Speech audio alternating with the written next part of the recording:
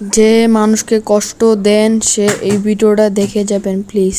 কাউকে কষ্ট দেওয়ার পূর্বে হাজারবার ভাববেন এই কষ্ট আজকে আপনি দিবেন, আজকে বিশ্বাস নিয়ে খেলবেন, আজ কারো মন ভাঙবেন, আপনি আগামীকাল কবরের বাসিন্দা হয়ে যাবেন।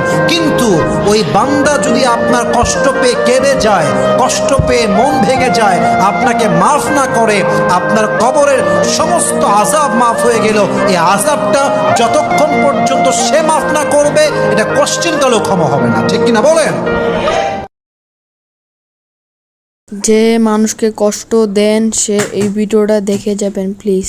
কাউকে কষ্ট দেওয়ার পূর্বে হাজারবার ভাববেন এই কষ্ট আজকে আপনি দিবেন, আজকে বিশ্বাস নিয়ে খেলবেন, আজ কারো মন ভাঙবেন, আপনি আগামীকাল কবরের বাসিন্দা হয়ে যাবেন। কিন্তু ওই বান্দা যদি আপনার কষ্ট পেয়ে কেঁদে যায়, কষ্ট পেয়ে মন ভেঙে যায়, আপনাকে মাফ না করে, আপনার কবরের সমস্ত আযাব মাফ হয়ে গেল।